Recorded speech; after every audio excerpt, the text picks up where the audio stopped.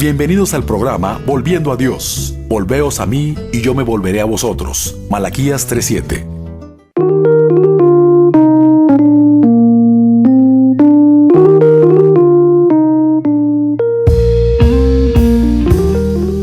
Hola, ¿cómo están? Muy buenas tardes, tengan todos ustedes. Es un gusto saludarlos de nueva cuenta. Gracias por acompañarnos. Este es el programa Volviendo a Dios. Mi nombre es José Ángel Lara Castillo y me acompaña como todos los jueves mi esposa Esmeralda Martínez y te va a dar los números aquí en cabina. Buenas tardes, tengan todos ustedes. Gracias por escucharnos, gracias por acompañarnos cada jueves. Estamos aquí de 6 a 7 de la tarde todos los jueves. Y en cabina tenemos los teléfonos 83 75 50 51 y 83 75 50 55.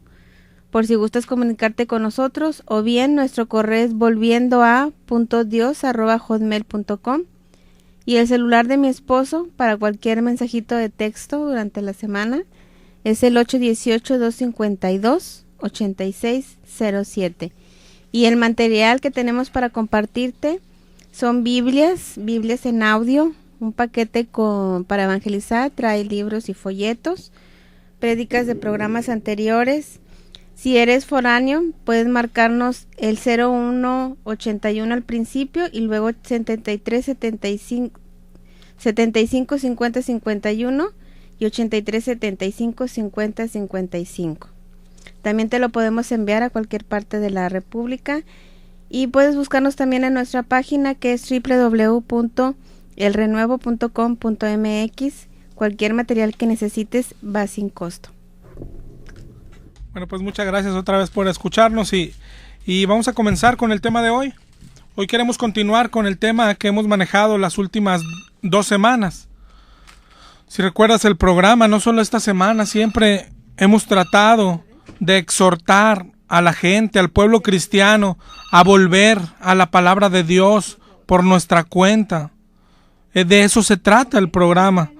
Y a los que lo han entendido así, a los que han empezado a estudiar la Biblia por su cuenta, es a los que hemos estado dedicando estos últimos programas. Sabes, hemos estado dando algunos tips. Primero dimos para leer la Biblia y luego para interpretarla. Que claro que sí es lo más difícil, interpretarla correctamente, pero a la vez es lo más importante, ya que la Biblia Dios nos la dejó para ponerla en práctica, para vivir de acuerdo a lo que Dios manda, a lo que dice ahí en su palabra. Pero si no la entendemos, ¿cómo la vamos a poner en práctica? No se puede, es imposible. Y lo que es peor, si la entendemos mal, pues la practicaremos mal. Por eso hoy existen tantas doctrinas distintas. Pero es imposible que entre tantas doctrinas distintas, sin hablar de católicos, de testigos de Jehová, dentro de la misma iglesia evangélica hay doctrinas tan distintas. Es imposible que todas sean correctas. Es imposible. Alguien tiene que estar equivocado. El ejemplo más claro es Mateo 18:18. De cómo hoy estamos interpretando mal. Mateo 18:18 que dice que lo que atéis en la tierra será atado en el cielo. Muchos lo entienden que podemos atar y desatar demonios y así lo practican porque así lo entienden, así se los han enseñado. Pero ya hemos estudiado que en realidad no significa eso. Si tú lo estudias en tu casa, te darás cuenta que todo el pasaje de lo que habla es del perdón, de perdonar. Entonces, cuando interpretamos mal un pasaje, pasan 2 cosas. Estamos haciendo algo que Dios no manda y no practicamos lo que en realidad Dios sí manda. Y ambas cosas nos llevan a la perdición. Por eso es importantísimo interpretar correctamente los pasajes, los versículos. Y la interpretación tiene que ver con qué quiere decirnos Dios. La interpretación no es que nos funciona, que hoy muchos dicen, bueno, está equivocado, pero a mí me funciona. No importa si te funciona o no. No es que quiere decir para un hombre. Segunda de Pedro 1:20 dice, ninguna profecía es de interpretación privada. No importa si alguien dice, es que para mí significa esto, para mí significa lo otro. Lo importante es qué es lo que Dios quiere decirnos. Segunda de Timoteo 2:15, procura con diligencia presentarte a Dios aprobado, como obrero que no tiene de qué avergonzarse y que usa bien la palabra de verdad. Para usarla bien tenemos que interpretarla bien. Y en eso hemos estado. La regla más grande que tienes que aprender es: la Biblia se interpreta a sí misma. La Biblia es su propio intérprete. No necesitamos más. La Biblia es su propio intérprete. Ahora, dentro de esta regla máxima, hay varias reglas para interpretar correctamente la Biblia. Pero vamos a ver las principales. La primera regla que vimos para entender lo que significa un versículo, dijimos, hay que leer el contexto. Si quieres tomar nota, esta es la primera regla. Hay que leer el contexto. No debemos sacar versículos de su contexto. No se puede dar con el real significado solo leyendo el puro versículo en sí. El contexto, y hablamos de leer el contexto más próximo, es decir, los versículos previos y los versículos posteriores. Ese es el contexto más próximo, aunque de preferencia es mejor leer el pasaje completo. Eso es lo mejor, eso es lo primero, pero no es suficiente a veces. Por eso la invitación, la exhortación es a leer la Biblia completa, libros completos. Pero esto del contexto así más próximo es una buena prueba. Cuando alguien te da un solo versículo, o cuando alguien nos respalda algo, alguna creencia, alguna práctica con uno o varios versículos aislados, es una buena práctica decir, a ver, vamos a leer el contexto inmediato, a ver si significa lo que nos quieren decir. Esto es como una prueba rápida, pero lo mejor, lo más seguro, lo que nos acercará más al significado de un versículo es leer el contexto mayor, es decir, todo el libro. Debemos leer libros completos y de cada libro, al leerlo, ir tratando de descubrir quién lo escribió, a quién se lo escribió, por qué se lo escribió. Lo que más nos acercará al significado de un versículo es descubrir por qué se escribió el libro. Por ejemplo, las cartas de Pablo a los romanos o a los gálatas. Descubrir cuál era el problema que Pablo quería tratar con ellos, para tratar de ubicarnos en ese contexto. Hoy a veces, como interpretamos los textos, parece que creemos que Pablo estaba loco. O por ejemplo que Jesús estaba loco. En Mateo 18, interpretamos Mateo 18 como si Jesús hubiera hablado borracho o drogado. Mira, de Mateo 18:15 a 18 al 20, las interpretaciones que dan. Mateo 18:15 al 20. Del 15 al 17 dice, si puedes acompañarnos ahí en tu Biblia, dice, si tu hermano peca contra ti, repréndele. Si no te oye, llama a 1 o 2 testigos. Si no hace caso, dilo a la iglesia. Ahí está hablando de ejercer disciplina. Y luego en el 18:18 dice, lo que atares en la tierra será atado en el cielo. Ahí luego habla de atar demonios. Y luego en el 18:19 dice, si 2 se ponen de acuerdo, lo que pidieren será hecho. Y en el 18:20, donde están 2 o 3 congregados en mi nombre. Y luego remata Pedro en el 18:21 y dice, ¿y cuántas veces perdonaré, Señor? ¿Te das cuenta? Es como si Jesús dice, puedes ejercer disciplina en la iglesia y puedes atar demonios. Y si se ponen de acuerdo y lo que pidan, yo lo voy a hacer. Y donde 2 se congreguen, ahí voy a estar. ¿Entendiste? Todos los temas. Y luego Pedro dice, ¿y cuántas veces debo perdonar? Jesús le hubiera dicho, ¿y quién está hablando de eso, Pedro? ¿No te das cuenta que estoy hablando de esto, del otro? ¿Te das cuenta cómo interpretamos hoy? Un Jesús que cambia de tema como loco. Pero no es así. Por eso debemos de leer el contexto y descubrir de qué trata el pasaje, de qué trata todo el libro. Eso es el contexto y cada verso debe de ir encajando en ese contexto. La segunda regla de interpretación, que siempre debe ir combinada con la primera, siempre debemos aplicarlas juntas, tenemos que buscar y leer todos los pasajes paralelos. ¿Qué es un pasaje paralelo? Son pasajes que tratan la misma situación o el mismo tema, pero que están en distintas partes de la Biblia. Por ejemplo, pasajes paralelos de una situación en particular es, por ejemplo, el nacimiento de Jesús. Para ver todo lo que trata el nacimiento de Jesús, tenemos que ir al libro de Mateo, a Marcos, a Lucas y a Juan, y dejarlos que se complementen. Los pasajes paralelos se complementan entre sí, no se contradicen. La Biblia nunca se contradice. Hay otros pasajes paralelos, pero de un tema en particular. Es decir, por ejemplo, para entender lo que Dios quiere decirnos del bautismo en agua, no basta un solo versículo. Debemos de buscar todos los versículos que hablan de este bautismo y tratar de que se vayan complementando uno con otro hasta formar toda la doctrina completa. La semana pasada veíamos el no juzguéis. Hoy nos dicen no juzguéis y nos llevan a Mateo 7 y nos quieren decir que significa que no debemos de juzgar en ninguna situación, pero eso no es lo que enseña la Biblia. La Biblia también dice juzgad con justo juicio.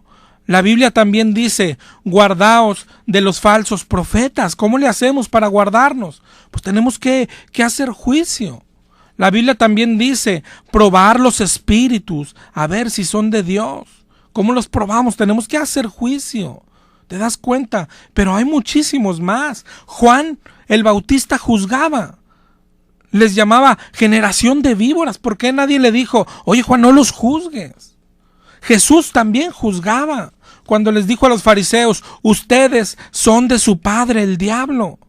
¿Qué no sabía Jesús? Que no se puede juzgar. Las cartas de Pablo a los Corintios, las cartas de Pablo a los Romanos son precisamente juzgando. ¿Te das cuenta? Hay que juntar todos y al final formar un criterio. Llegar a lo que el Señor quiere decirnos con el no juzguéis. Pero no debemos permitir que alguien con un solo versículo y menos sacado de contexto nos grabe, nos mete en la mente una idea tan importante como esta. Hoy la mayoría cree, entonces no podemos juzgar, por eso cada quien hace lo que quiere y no podemos juzgar. O sea, ni en la iglesia evangélica creemos que los pentecostales están correctos, los bautistas están correctos, los metodistas, los presbiterianos, todos están correctos. No podemos juzgarnos, ¿no? Tenemos que respetarnos, aunque nuestras doctrinas sean tan diferentes. ¿No te das cuenta que no pueden todos estar en lo correcto? Y si está alguien equivocado, tenemos que decírselo para que trate de corregirse. Ese juzgar es el que hacía Pablo cuando escribía a los Corintios, a los Gálatas. Claro que podemos juzgar para tratar de que se salven las almas. ¿Te das cuenta? Pero tenemos que juntar todos los versículos para llegar a lo que Dios quiere decirnos realmente. Eso es lo importante. Y después cuando veas lo que Dios quiere decirnos, tumbar el orgullo, abrir la mente a conocer a Dios de verdad, por nuestra cuenta y sin intermediarios. Mira, te voy a dejar una tarea que a mí me ha sido de bendición. No sé si ya comenzaste el Nuevo Testamento. Si no lo has hecho y te decides en estos días, comienza en Mateo 1 y hasta Apocalipsis termina. En realidad el Nuevo Testamento es corto. Si eres disciplinado y constante, le dedicas tiempo, pues no sé qué te diré, debes terminar en 3 semanas, más o menos. Pero no importa cuánto tardes, haz esto, velo leyendo y toma una libreta y ve abriendo temas en cada hoja. Es decir, pone encabezados en hojas de temas. En una hoja, por decir, pone el tema más importante, la salvación. En la hoja que sigue pone el bautismo. En otra hoja pon el Espíritu Santo, en otra las lenguas, en otra la oración, la fe, el dinero, todos los temas que te interesen, cualquier tema que a ti te interese. Y luego cuando comiences a leer y cada que te encuentres un versículo que trate el tema, por decir el de la salvación, lo anotas en la hoja de la salvación. Cuando encuentres un versículo que trate el bautismo, lo anotas en la hoja del bautismo y así sucesivamente. Y cuando termines el Nuevo Testamento, vas a tu libreta y tendrás casi todos los pasajes paralelos sobre los temas que te interesen. Y luego empiezas a leerlos y a formar la doctrina, a ver cómo se complementan uno con otro. Esos son los pasajes paralelos. Este ejercicio no es exclusivo de evangélicos, es para todos. Si eres testigo, si eres católico, el católico, imagínate, puedes abrir un tema que diga imágenes y cuando termines el Nuevo Testamento puedes ver, ¿dónde Dios nos mandó a adorar imágenes? Puedes abrir el tema del bautismo y ver, ¿dónde Dios permitió bautizar a niños? ¿Te das cuenta? El evangélico va a leer el Nuevo Testamento y haz un tema del diezmo y mira y di, oye, ¿y dónde menciona el Nuevo Testamento el diezmo? Cosas así, hazlo.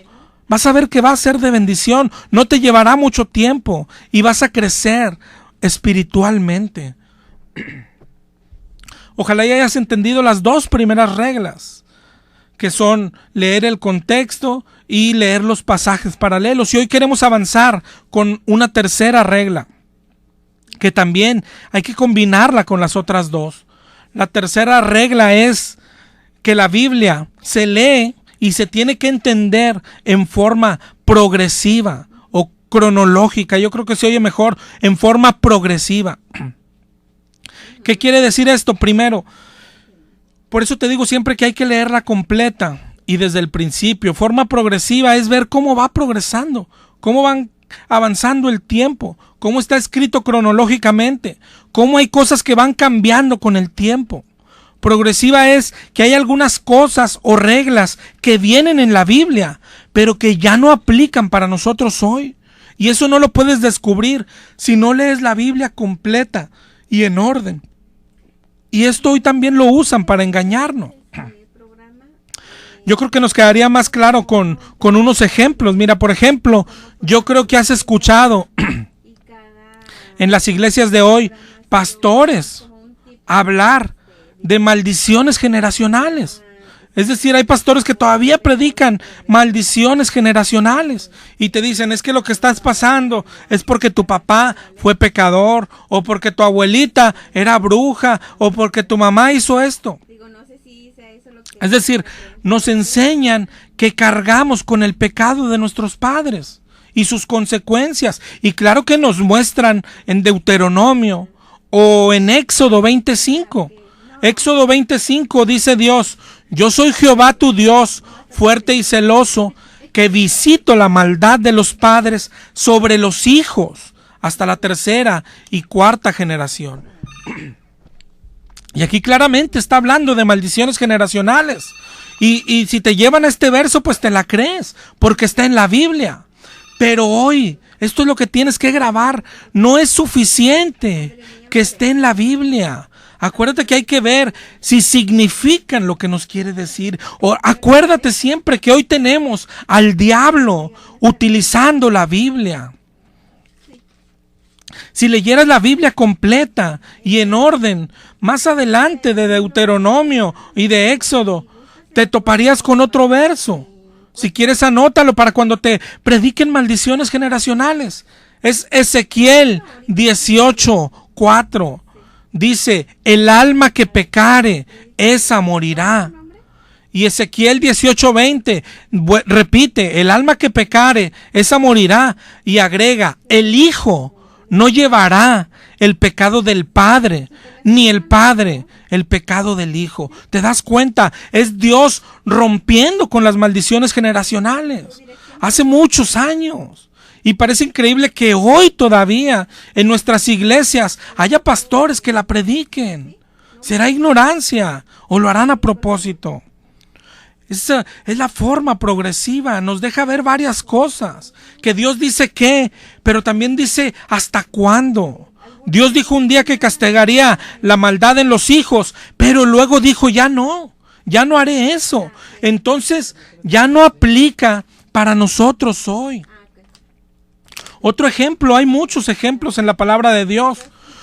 Dios dijo en un tiempo, o Dios permitió, si tú has leído la Biblia, Dios permitió que los padres tuvieran relaciones con las hijas, o las mamás con los hijos, o entre hermanos incluso. De hecho, así se pobló la tierra. Abraham y Sara eran hermanos. Yo te pregunto, ¿hoy podemos hacer lo mismo? No, ya no. ¿Por qué? Porque si lees más adelante, en Levítico 18, Dios dijo ya no. Levítico 18:9 dijo, la desnudez de tu hermana, de la hija de tu padre o de tu madre, su desnudez no descubrirás. ¿Te das cuenta? Dios dice que es lo que sí se puede, pero Él dice también ¿hasta cuándo? No sé si estés captando. Dios dice ¿hasta cuándo? Dios dijo un día, no puedes comer carne de puerco, cuando mencionó los animales impuros. Y hoy todavía hay religiones que prohíben comer carne de cerdo. Pero más adelante, Dios dijo por medio de Pablo en Colosenses 2:16, nadie te juzgue en comida ni en bebida. ¿Te das cuenta? Puedes comer, no es pecado. Dios dijo ya no es pecado.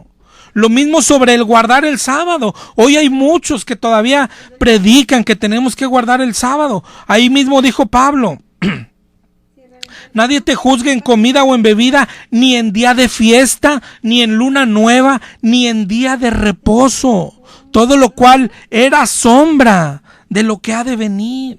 Eso ya no aplica para nosotros. Pero para descubrir cosas como estas, tenemos que leer la Biblia en orden, cronológicamente, progresivamente, para ir descubriendo qué aplica para nosotros hoy y qué ya no aplica.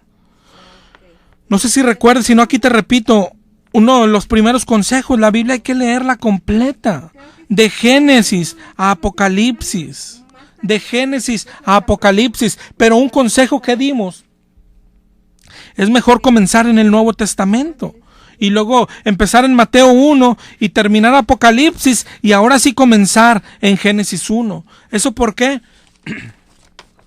Porque el Nuevo Testamento habla mucho del Antiguo Testamento, desde el punto de vista de lo que es para nosotros hoy el Antiguo Testamento. Por ponerte solo un ejemplo, porque tú debes descubrirlos en la Biblia directamente. Primera de Corintios 10, del 1 al 11, dice, no quiero que ignoréis que nuestros padres estuvieron bajo la nube y pasaron el mar, y que todos en Moisés fueron bautizados en la nube y en el mar, y que todos comieron el mismo alimento y bebieron la misma bebida, pero de los más de ellos, Primera de Corintios 10:5, de los más de ellos no se agradó Dios. Está hablando de pasajes que vienen en el Antiguo Testamento. Y luego viene lo importante, en el 10:6 dice, mas estas cosas sucedieron como ejemplos para nosotros, para que no codiciemos como ellos codiciaron, para que no seamos idólatras como ellos. Estas cosas les acontecieron como ejemplo para nosotros y están escritas para amonestarnos a nosotros. Entonces cuando lees esto y luego vas al Antiguo Testamento, ya sabes para qué están escritas las cosas que le pasaron al pueblo de Israel. Tú eres Israel. Cuando estés leyendo el Antiguo Testamento, tú eres Israel. A ti te está hablando Dios. Lo que le dice Dios al pueblo de Israel, te lo está diciendo a ti. Lo que los profetas dicen al pueblo de Israel, te lo está diciendo a ti. ¿Te das cuenta? Entonces comienzas por el Nuevo y descubres versículos como este, que te explican para qué eran algunos del Antiguo Testamento. Y así cuando llegues al Antiguo, ya sabes cómo interpretar estos pasajes. Romanos 6:14 nos dice, ya no estamos bajo la ley, sino la gracia. Esto nos va a hacer ver la ley de distinta manera cuando la leamos. Romanos 7:7 dice, yo no conocí el pecado, sino por la ley. Entonces vamos a ver, para eso era la ley, para que nos muestre nuestro pecado. Gálatas 3:24, dice Pablo, la ley ha sido nuestro ayo para llevarnos a Cristo. Entonces cuando lleguemos a la ley, nos quiere llevar a Cristo, ¿te das cuenta? El Nuevo Testamento nos da muchas claves de cómo entender correctamente el Antiguo Testamento. Por eso es mejor comenzar así. En la libreta donde anotas los temas, anota este también, el Antiguo Testamento, y ve guardando los paralelos, ¿verdad? No sé si hasta aquí te va quedando claro la regla de hoy. Leer y entender la Biblia en forma progresiva. Distinguir los tiempos. ¿Para qué? Para distinguir si algo aplica para nosotros hoy o ya no. Hoy no basta con que una creencia o una práctica nos digan es bíblica y nos muestren, mira, porque viene en la Biblia. No, lo importante, la pregunta importante es primero interpretarla y luego de que la interpretemos correctamente, preguntarnos, ahora sí, ¿aplica esto para nosotros hoy? ¿Tenemos que aplicarlo hoy? Ojalá y lo estemos entendiendo. Ojalá y lo estemos entendiendo así. Hay mucha... La forma progresiva nos va a dar luz en muchas cosas. Por ejemplo, el diezmo. Cuando tú lees la Biblia desde el principio, vas descubriendo en el Antiguo Testamento, cuando Dios habló del diezmo, vas descubriendo a quién hay que entregarlo. Que Dios decía que era para los pobres. Vas descubriendo que el diezmo nunca fue dinero. Nunca fue dinero. Siempre fue alimento. Vas mirando que se traía a un alfolí. ¿Qué era un alfolí? Era una bodega para guardar alimento. Y de hecho en el último libro del Antiguo Testamento, Malaquías aparece con un reclamo del Señor y dice, me estás robando. ¿En qué? En vuestros diezmos y ofrendas. Y luego aparece el Nuevo Testamento y solo vemos 3 referencias al diezmo y ninguna diciendo que estamos obligados a diezmar. De hecho, todo el Nuevo Pacto, acuérdate que no es lo mismo el Nuevo Pacto que el Nuevo Testamento. El Nuevo Pacto comienza con la muerte de Jesús en la cruz. En el Nuevo Pacto no se menciona en ninguna ocasión la obligación de diezmar. Ninguna. Descúbrelo por ti mismo. ¿Por qué será? Lo que se ve en el Nuevo Pacto son cosas como 2 de Corintios 9:7, que dice cada uno dé como propuso en su corazón. 1 de Corintios 16:2 dice cada primer día de la semana, cada uno de vosotros ponga aparte algo según haya prosperado. ¿Te das cuenta? Hoy no es diezmo. Hoy es dar como propuso tu corazón, es según hayas prosperado. No hay ningún porcentaje para darle a Dios. Y, ojo, darle a Dios no es darle a un pastor. Darle a Dios, otra vez, si lees desde el principio la Biblia, descubrirás el especial interés que el Señor tiene por los pobres. ¿Para quién es el dinero de Dios? Que no te engañen. Ahí mismo en 2 de Corintios 9, a los pastores les encanta mencionarnos el 9:6, el que siembra escasamente, segará escasamente. Y ellos te dicen, es que entre más nos des, más vas a recibir. Pero eso no quiere decir, mira, si lees todo el pasaje, verás para quién era la ofrenda. Para los pobres de Jerusalén. Si leemos el contexto inmediato, 2 de Corintios 9:9 dice, como está escrito, repartió y dio a los pobres. Si vas un poquito para atrás, 2 de Corintios 8:14, ¿para qué es la ofrenda?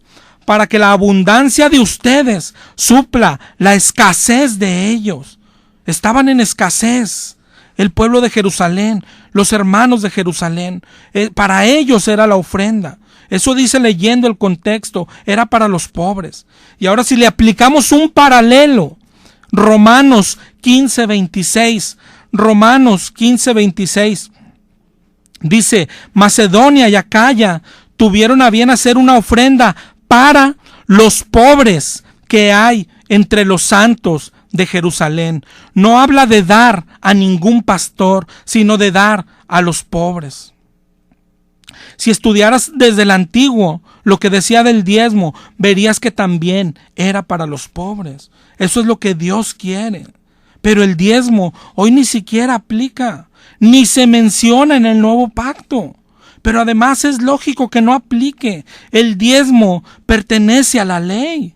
Y si lees la Biblia otra vez, desde el principio, te darás cuenta en dónde aparece el diezmo. En Levítico, como parte de la ley. En Deuteronomio, como parte de la ley. Y el nuevo pacto, en el nuevo pacto, no estamos bajo la ley. Estamos bajo la gracia. Romanos 6:14 dice, no estamos bajo la ley, sino bajo la gracia. Y el diezmo entonces se quedó con las leyes antiguas. Ya no debemos presentar sacrificios, ya no debemos presentar holocaustos, ya no debemos circuncidarnos, ya no debemos diezmar. ¿O a poco debemos cumplir una parte de la ley, el diezmo, y todo lo demás no? No es así. El diezmo se quedó en el antiguo pacto. No quiere decir que no debemos dar, pero primero debemos dar a los pobres. ¿Y cómo vamos a dar? Como diga tu corazón, como según hayas prosperado. ¿Te das cuenta? Pero ¿cómo te darás cuenta de estas cosas? Tenemos que leer la Biblia en forma cronológica para así saber lo que Dios ha mandado en algún tiempo, pero luego también ver los mandatos que Dios ha ido quitando e irnos quedando exclusivamente con lo que aplica para nosotros hoy. Ojalá y lo estés entendiendo. Vamos a escuchar este tema.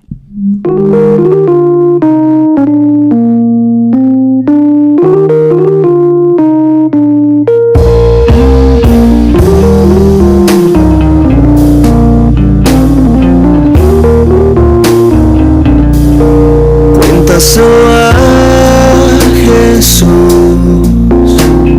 Él te quiere oír, Él nunca está lejos, siempre ha estado ahí. Cuéntaselo a Jesús, Él te quiere oír, Él nunca está lejos, siempre ha estado ahí. Si la culpa parte tu alma y tu corazón, y a los ojos no puedes mirarle, pues muy cargado estás. Si ya no hay otra manera de ocultar tu realidad y esconderte, ya no puedes, pues no existe otro lugar. Cuéntaselo a Jesús, Él te quiere oír, Él nunca está lejos, siempre ha estado ahí. Cuéntaselo a Jesús, Él te quiere oír, Él nunca está lejos, siempre ha estado ahí. Míralo a Él, ahí lo encontrarás escribiendo en tierra, ni yo te condeno. Míralo a Él, ahí lo encontrarás junto al viejo camino, mirando a lo lejos. Míralo a Él, ahí lo encontrarás sosteniendo en sus manos un vestido nuevo. Míralo a Él, dispuesto a luchar y a empezar contigo de nuevo. Cuéntaselo a Jesús, Él te quiere oír,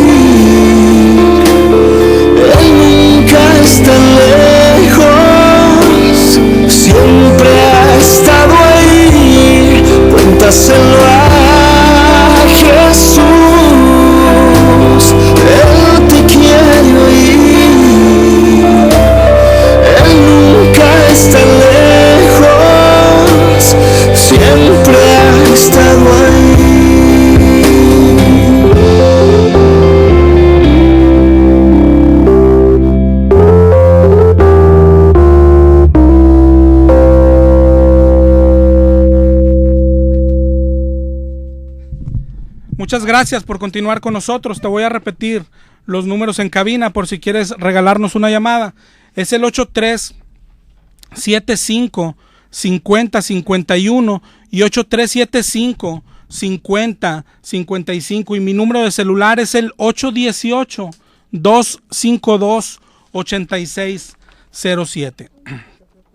Y estamos hablando de una tercera regla para interpretar la Biblia. Las semanas pasadas ya hablamos de que tenemos que leer el contexto, de entender el versículo en su contexto. Y la segunda regla es de que tenemos que leer todos los pasajes paralelos, todos los pasajes que hablan del mismo tema. Esas fueron las primeras dos reglas. Y hoy estamos viendo la tercera regla, que es descubrir estos pasajes paralelos, pero en forma progresiva. ¿Por qué? Porque hay cosas que Dios mandó en su momento, pero que hoy ya no son para nosotros. Pero hoy nos engañan porque los versículos ahí están. Hoy, por ejemplo, nos dicen, yo sé que puede, generarte dudas porque has diezmado por mucho tiempo, pero hoy nos dicen, hay que diezmar. Y luego nos mencionan todos los versículos del Antiguo Testamento, incluido el de Malaquías, y nos dicen, estás robando a Dios, y nos asustan. Pero no es así. Debes leer la Biblia por tu cuenta y ver que el diezmo no aplica para nosotros hoy, que era del antiguo pacto y que ese ya desapareció. Hebreos dice cuando decimos que algo es antiguo, es que tiende a desaparecer. ¿Okay? Ojo, porque no estoy diciendo que no debes de ofrendar, pero ya cuando te mencionan el diezmo, ahí ya está mal. Eso ya no aplica para nosotros. Entonces, esta es la tercera regla. Debemos distinguir los tiempos. Debemos distinguir los tiempos. Por ejemplo, Hebreos 1, así comienza, diciéndonos, Dios habiendo hablado muchas veces y de muchas maneras en otro tiempo a los padres por los profetas, en estos postreros días ha hablado por el Hijo. Y hoy, ¿cómo nos habla? Dice, habló de muchas formas. Y luego habló por el Hijo. Y hoy, ¿cómo nos habla? Vea la Biblia y ve lo que dice Hebreos. Es verdad, Dios habló en la zarza a Moisés. Dios habló en persona con Abraham. Después mandó sus profetas, a Isaías, a Zacarías, a Jeremías. Y luego vino personalmente Jesús. Pero hoy, ¿cómo nos habla? Con la palabra de Dios. Hoy no podemos estar esperando profetas. Hoy no podemos estar esperando que nos hable por medio de lenguas. Primera de Corintios 13:8 dice, las profecías acabarán y las lenguas cesarán. Hoy no necesitamos eso, pero tenemos que saberlo para saber qué buscar. Hoy tenemos la Biblia. Dice Pedro, tenemos la palabra profética más segura. Hoy tenemos la palabra de Dios en un libro. Y muchos se dejan llevar todavía por las lenguas. Otros andan escuchando profetas, cuando hoy Dios quiere hablarnos y nos habla por medio de su palabra. ¿Te das cuenta? Es importantísimo distinguir los tiempos. Es muy importante. Desde que empezamos con este tema de leer la Biblia por nuestra cuenta, cuando empezamos a exhortar de que Dios está en su palabra, de que Jesús es la palabra hecha carne, es lo que dice la Biblia. En Juan 1:14 nos dice, la palabra se hizo carne. Es Jesús la palabra de Dios. Es lo mismo que dice Apocalipsis 19:13. Jesús es la palabra de Dios. Entonces, si tú quieres encontrarte con Jesús, ¿a dónde debes de ir? ¿Dónde hay que buscarlo? En su palabra. Y hoy, ¿dónde lo andamos buscando la mayoría? En la iglesia, en los templos. Pero la Biblia dice, o sea, aunque te enojes, la Biblia dice, en Hechos 17:24, si quieres lo arrancamos, pero Hechos 17:24 dice que el Dios que hizo el mundo y todas las cosas que en él hay, siendo Señor del cielo y de la tierra, no habita en templos hechos por manos humanas. Eso es lo que dice la palabra de Dios. Esteban, cuando predicaba, decía lo mismo. En Hechos 7:48 dijo Esteban: si bien el Altísimo no habita en templos hechos de mano. Eso dice la Biblia. Hay muchos más. Salomón dijo lo mismo. Pues ¿qué casa te voy a edificar si los cielos de los cielos no te pueden contener? Pero se enojó mucha gente. Pastores se enojaron. Uno empezó: ¿cómo que Dios no está en el templo? Pues está loco el que dijo tal cosa. Dijo: pues luego ¿de qué voy a comer? Y se arrancó mencionando versículos al por mayor. Lógico, todos sacados de su contexto y sin explicar ni uno solo. Lucas 20, Jesús enseñaba en el templo. Dice: ¿ves? Si hay que ir al templo. ¿A poco eso significa? Primera de Samuel dijo: ¿y dónde oraba Ana? En el templo. Jesús dijo a sus discípulos: alguien mayor que el templo está aquí. ¿Ves? Si hay que ir al templo. Cosas así, ¿a poco eso significan estos versos? Iba del antiguo al nuevo y del nuevo al antiguo. Hechos 3, Pedro y Juan subían al templo, ¿ves? Hechos 5:42, y todos los días en el templo y por las casas no cesaban de enseñar y predicar a Jesucristo. Y Lucas 24:53, estaban en el templo alabando a Dios. Y esto es lo que abunda hoy. Mencionar versículos, pero lo importante es lo que te digo. ¿Qué significan? A nosotros, a los que los escuchamos, a ti que me escuchas, a mí. Yo tampoco quiero que me creas a mí a ciegas. A nosotros nos corresponde discernir. A nosotros nos corresponde distinguir si algo viene de Dios o no. Primera de Juan 4:1 dice: probad los espíritus a ver si son de Dios. Eso es lo que nosotros debemos hacer. ¿Por qué? Ahí mismo dice: porque muchos falsos profetas han salido por el mundo. Porque hay mucho engaño. Tenemos que probar los espíritus. Debemos ser como los de Berea. Hechos 17:11. Hechos 17:11 dicen de los de Berea, dice Pablo: estos eran más nobles que los de Tesalónica, porque recibían la palabra con solicitud, escudriñando cada día las escrituras para ver si estas cosas eran así. Quiero que notes lo que hacían. Les predicaban, escuchaban y luego iban a las escrituras. Ojo, no para ver si los versículos existían, sino para ver si las cosas eran así. Es decir, para ver si significaban lo que les habían dicho. Hoy este también es un engaño. Muchos dicen: que yo quiero ser como los de Berea. Él predica y yo voy a ver si están los versículos. Y si están, y creemos que es correcto. Acuérdate que el diablo anda mencionando versículos. Hace poco platicaba con un hermano que se congrega en Pare de Sufrir. Hazme el favor. Le mando un saludo. Él decía: es que la doctrina está bien. Yo le digo: ¿cómo sabes que está bien? Porque todos los versículos que da el pastor sí están en la Biblia. Ese es el engaño de hoy. Con la Biblia. Con la Biblia. Lo importante no es si están o no están. Lo importante es si significan lo que nos están diciendo o no. De eso se trata, interpretar, de buscar el significado correcto, de buscar lo que Dios quiere enseñarnos, lo que Dios quiere decirnos. Hablando de esto del templo, ¿dónde habita Dios?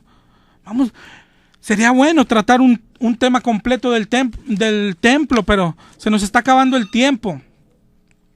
Pero por ejemplo, Éxodo 25:8 es de los primeros donde se menciona el santuario.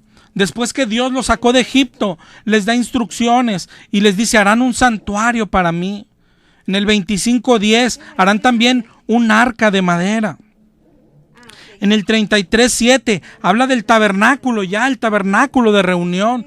Cuando Moisés entraba, como la columna de nube se ponía en la puerta y Dios le hablaba. Luego en los tiempos de David, ¿recuerdas cómo habitaba en el arca del pacto? Cómo representaba su presencia. Luego esta arca fue guardada cuando Salomón fue el que construyó el templo, el primer templo. Ahí estaba el arca. ¿Te acuerdas el templo? David lo quería construir, pero Dios no se lo permitió. Dijo que Salomón lo iba a construir. Este es el templo al que se refiere la Biblia. El primer templo fue hecho por Salomón para sustituir el tabernáculo, que era como una tienda. ¿Okay? Después este templo, más adelante en la Biblia, narra cómo fue destruido por Nabucodonosor. ¿Recuerdas? Fue destruido. Y luego fue reconstruido más adelante en los tiempos de Nehemías. Este es el templo que existía cuando vino Jesús. Este es el templo al que venían los apóstoles. Este es del que Jesús dijo, destrúyanlo y yo lo levanto en 3 días. Aunque bueno, hablaba él de su propia muerte. Bueno, este templo fue destruido por las tropas romanas al mando de Tito en el año 70 después de Cristo. ¿Tú lo sabías? Este es el templo del que habla la Biblia y ya fue destruido.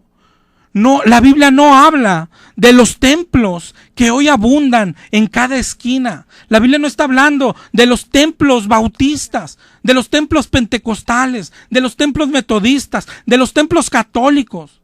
A estos no se refiere la Biblia. Se refiere a este templo, el que hizo Salomón y fue destruido y que reconstruyeron después. A ese que después volvió a ser destruido en el año 70 después de Cristo. El templo ya fue destruido y la profecía es que no se va a volver a levantar. ¿Sabes por qué? Porque Dios eligió un nuevo tipo de templo.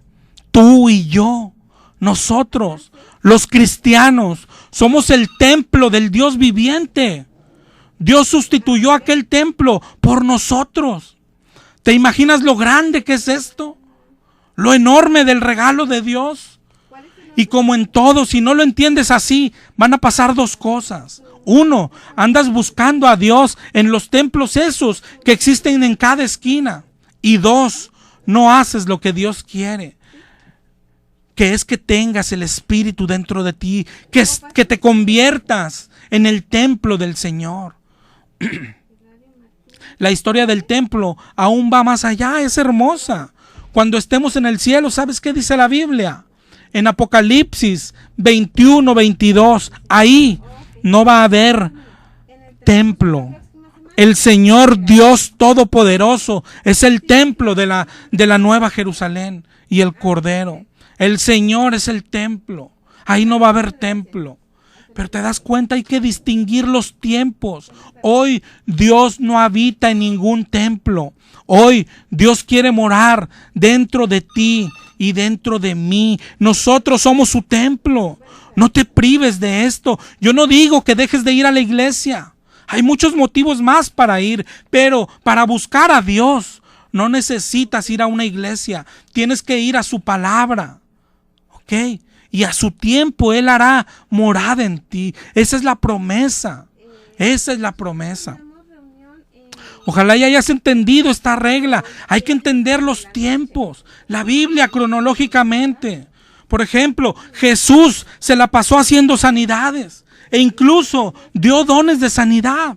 Pero luego en Mateo 24 dijo que se levantarán falsos cristos y falsos profetas y que harán señales y prodigios, de tal manera que engañarán, si fuese posible, aún a los escogidos.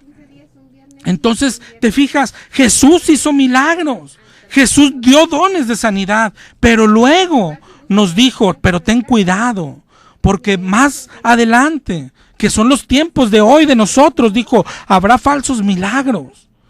El diablo hará milagros. ¿Qué hacemos hoy entonces? No debemos confiar en milagros. Así alguien resucite un muerto, no necesariamente viene de parte de Dios. Acuérdate en Mateo 7, Hay gente que le dice, oye, pero yo eché demonios, Señor, y yo levanté muertos, y yo hice milagros. Y el Señor les dice, no te conozco. No todos los milagros vienen de parte de Dios. Lo entenderías si lees la Biblia en orden y cronológicamente. Ojalá y lo hayas entendido. Hay otras reglas, pero tú las vas a ir descubriendo. La Biblia misma dice en 1 Corintios 4:6, no hay que pensar más de lo que está escrito. Otras cosas, debemos distinguir lo que es un mandamiento y lo que no lo es. Por ejemplo, los proverbios, la mayoría no son mandamientos, pero son consejos muy sabios. A los católicos les enseñan que Dios no solo permite imágenes, sino que es una orden. Porque dicen, mira, Dios ordenó hacer querubines. La pregunta es, ¿ese es un mandamiento para nosotros? Yo les pregunto a ellos, ¿y por qué no haces un arca?